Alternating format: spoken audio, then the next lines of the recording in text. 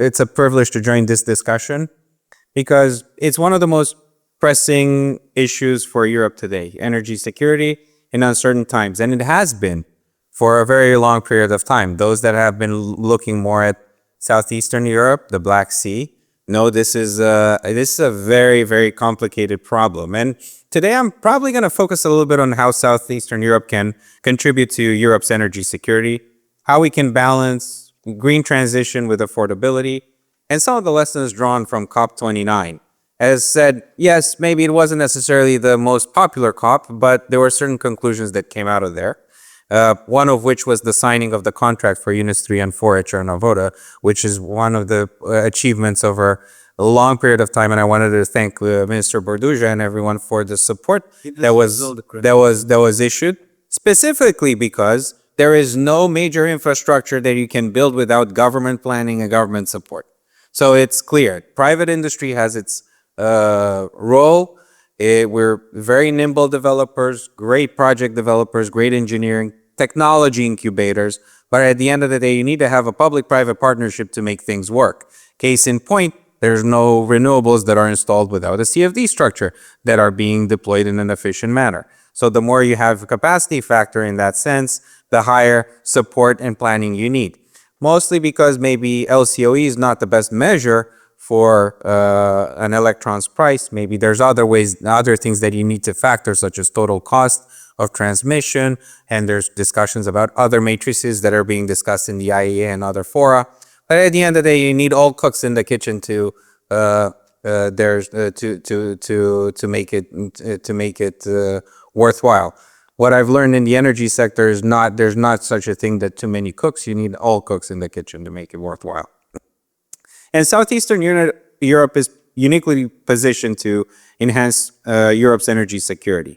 We can be a bridge between energy suppliers, large energy quantities and volumes, especially if we're thinking about gas, and consumers, a hub for diversified production, and it has a lot of resources that support the energy production and energy transition. Even if we're talking critical minerals, if we're talking wind, gas, or potential for installing nuclear power plants, which at the end of the day have proven to function quite well in this part of the world. Interconnectivity, therefore, and regional cooperation must be strengthened, and strong cross-border infrastructure is a must.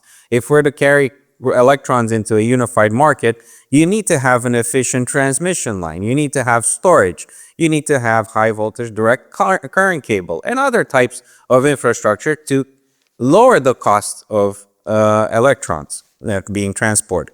Actually, one of the reasons why small modular reactors are so popular right now is exactly the cost of transmission and distribution being that high, and people want, and large industrials and data centers that are power hungry, looking at localizing their energy production for reducing infrastructure and energy security, because it's paramount to their business plans.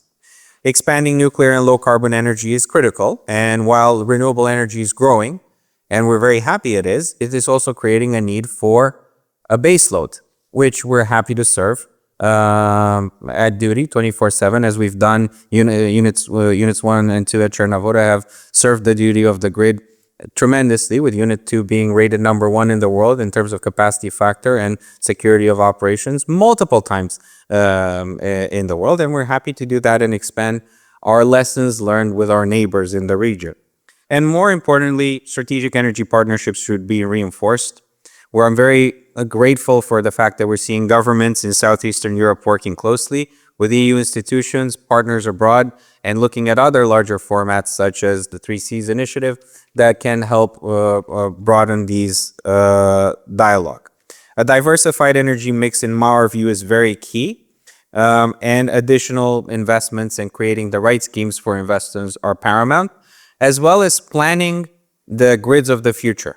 And we were very pleasantly impressed with the model that was implemented by the UK regulator that has actually developed a structure to support the hydrogen and transmission cables and transmission networks for gas of the future. So thinking about how do you adapt regulations and re-regulate nuclear deployment, renewable deployment, battery deployment, payment schemes to support deployment of large infrastructure is very important. So all of these require a very concerted effort. It's major, and we do think that this part of the world can very well support Europe and be a bridge, as we've mentioned. And we look forward to doing our small part in this whole equation as a company. Thank you.